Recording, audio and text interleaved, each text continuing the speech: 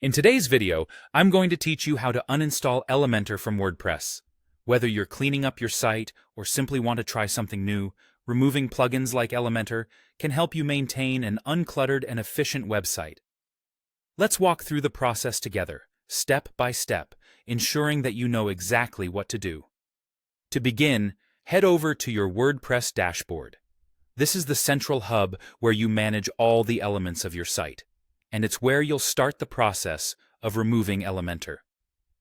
Once you're in the dashboard, look at the left-hand side of the screen. You'll see a menu full of options. Go ahead and find the Plugins tab. Clicking on this will take you to the Installed Plugins page, which lists every plugin currently active on your site. The first thing you need to do is locate the Elementor Website Builder plugin. This is typically referred to as the free version of Elementor. If you have Elementor Pro, you'll need to look for that as well. It's the premium version, offering a wider range of features. Both plugins, if you have them installed, can be found on this page. Simply scroll through your list until you spot them. Once you've found them, the next action is to deactivate each one. Hover over the plugin name and you'll see a few options appear underneath. Click Deactivate. This step is crucial as it prevents any immediate disruption to your site and also allows WordPress to proceed with the deletion safely.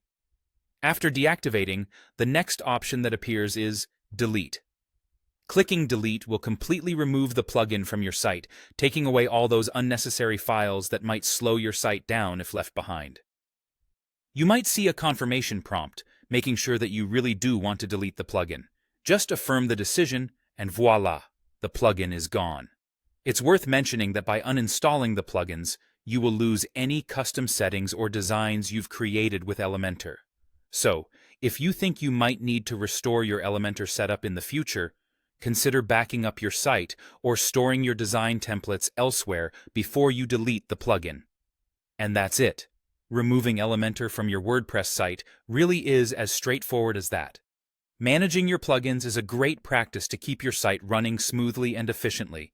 Remember, you can always reinstall them later if you change your mind or find that Elementor's functionality suits your needs down the road. Thanks for joining me in this guide. If you found this helpful, stick around for more tutorials, and as always, happy website building.